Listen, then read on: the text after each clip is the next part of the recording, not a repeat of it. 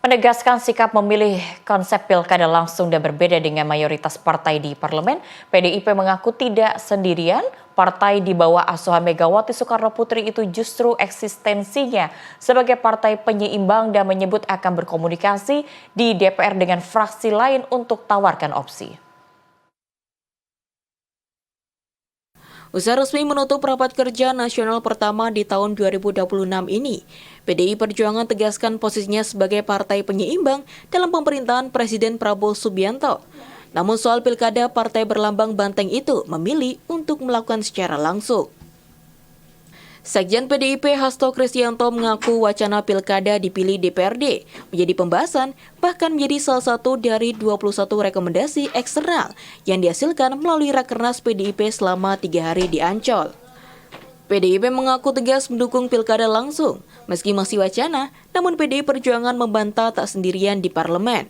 Hasto mengatakan hasil Rakernas terkait tetap mendukung mekanisme pilkada langsung akan menjadi pembahasan kadernya di parlemen bersama fraksi partai lainnya.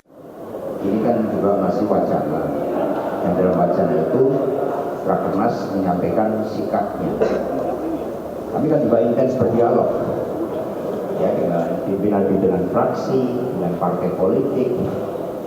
Karena pada dasarnya kan semua gagasan itu kan untuk Indonesia, untuk rakyat. Maka namanya DPR RI, Dewan Perwakilan Rakyat, yang mereka representasi dari rakyat. Sehingga nggak benar kalau dikatakan kami sendirian, ya, karena kami membangun komunikasi. Maka tadi Ibu Mega memberikan penjelasan tentang fungsi-fungsi penyeimbang. Penyeimbang itu ada dialog, penyeimbang itu ada data, ada argumen, dan itu sehat di dalam demokrasi. Jadi kami bersama-sama mengkomunikasikan termasuk hasil Rakernas ini juga dengan fraksi-fraksi, dengan sesama kader partai lain, sehingga akan tercapai suatu kesepahaman. Basisnya semuanya ingin, kami yakini ingin menjaga bahwa rakyatlah yang berdaulat, karena itu makna yang sangat substansial dari demokrasi. Hal senada disampaikan Ketua DPP PDI Perjuangan yang juga anggota DPR RI Andreas Hugo Pareira. Menurutnya, perdebatan soal pilkada langsung sebagai pemilu mahal bisa dijawab dengan mengatur mekanisme kampanye, bukan dengan mencabut hak rakyat dalam memilih. Dia juga menegaskan fungsi PDIP sebagai partai penyeimbang yang berperan sebagai mitra pengawas dan berdiskusi soal kebijakan. Berkaitan dengan efisiensi. Jadi di dalam Rakernas ini kami juga memberikan solusi. Kalau bicara soal efisiensi, kita bisa mengefisienkan itu pada proses pelaksanaan pemilunya. Kita juga bisa mengefisienkan itu di dalam bagaimana mekanisme kampanyenya. Kalau poinnya berkaitan dengan efisiensi tadi, tapi jangan mengambil kembali hak rakyat untuk memilih, hak yang sudah diberikan. Nah, itu harganya jauh lebih mahal daripada biaya politik pemilu. Nah, itu poin yang disampaikan oleh PDIP di dalam poin 14 ini.